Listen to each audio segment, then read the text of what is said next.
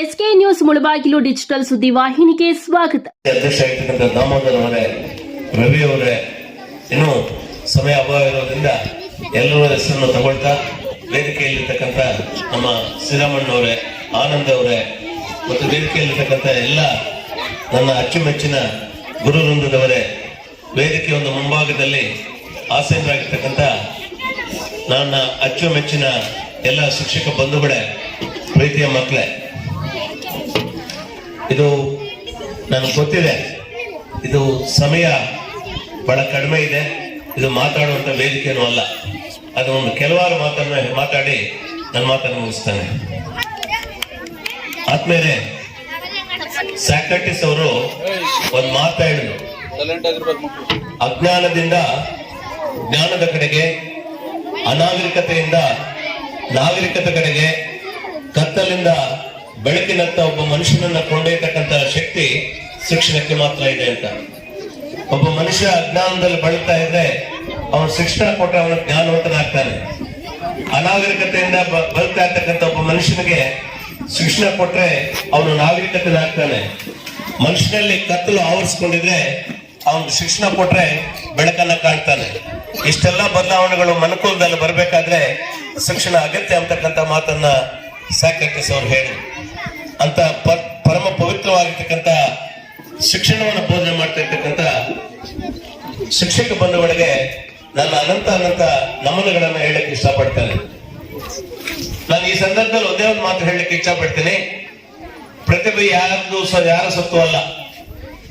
ಒಬ್ಬೊಬ್ಬ ವಿದ್ಯಾರ್ಥಿಯಲ್ಲೂ ಕೂಡ ಒಂದೊಂದು ಕೌಶಲ್ಯತೆ, ಒಂದು ಪ್ರತಿಭೆ ಇರ್ತದೆ. ಅಂತ ಕೌಶಲ್ಯತೆ ಮತ್ತು ಪ್ರತಿಭೆಗಳನ್ನು ಹೊರತೆಗೆಯಬೇಕಾದ್ರೆ ಇಂಥ ವೇದಿಕೆಗಳು ಬಹಳಷ್ಟು ಮಕ್ಕಳಿಗೆ ಅವಶ್ಯಕತೆ ಇದೆ.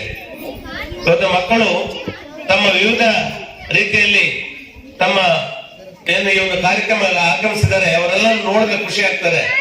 ಅದು ಆ ಮಟ್ಟಕ್ಕೆ ಮಕ್ಕಳು ತಯಾರಾಗಿ ಬಂದಿದ್ದಾರೆ ಅಂದ್ರೆ ಅದರ ಹಿಂದೆ ಮತ್ತು ಅದರ ಶ್ರಮ ಯಾರು ಅಂದ್ರೆ ನಮ್ಮ ಶಿಕ್ಷಕ ಬಂಧುಗಳು.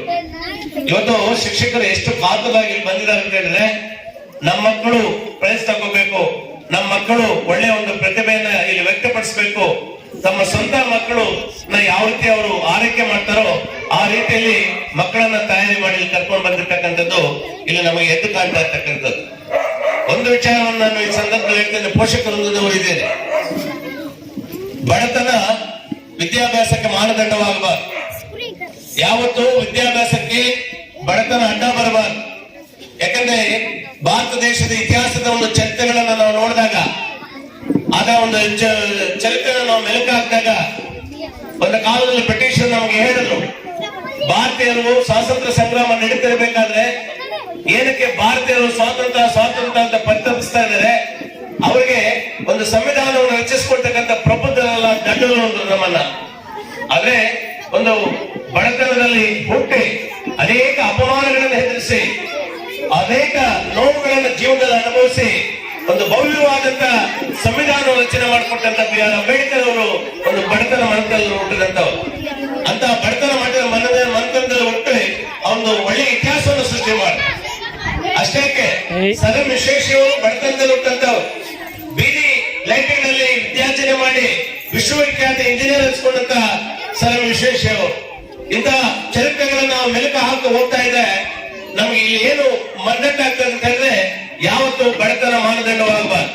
ಅದಕ್ಕೆ ಬಿ ಆರ್ ಅಂಬೇಡ್ಕರ್ ಅವರು ಏನು ನಮಗೆ ಮೂಲಭೂತ ಹಕ್ಕುಗಳನ್ನು ಸಂವಿಧಾನ ಅಡಿಯಲ್ಲಿ ಕೊಟ್ಟರು, ಮುಖ್ಯವಾಗಿ ವಿದ್ಯೆಗೆ ಬಹಳಷ್ಟು ಒಂದು ಆಸಕ್ತಿಯನ್ನು ತೋರ್ಪಡಿಸಿದ್ರು. ಅಂದ್ರೆ ಈ ದೇಶದ ಜನತೆಯಲ್ಲಿ ಯಾವತ್ತು ಸಾಕ್ಷರತೆ ಬರ್ತದೋ ಆವತ್ತು ಈ ದೇಶದ ಪ್ರಗತಿ ಆಗ್ತದೆ ಅಂತಕ್ಕಂಥ ಒಂದು ಏನು ಅಪಾರವಾದಂತ ಒಂದು ನಂಬಿಕೆಯನ್ನು ಬಿ ಆರ್ ಅಂಬೇಡ್ಕರ್ ಅವರು ಇಟ್ಟಿದ್ರು. ಅದಕ್ಕೆ ರೈಟ್ ಟು ಎಜುಕೇಶನ್ ಅಂತಕ್ಕಂಥ ಒಂದು ಮೂಲಭೂತ ಹಕ್ಕನ್ನು ನಮಗೆ ಕೊಟ್ಟರು.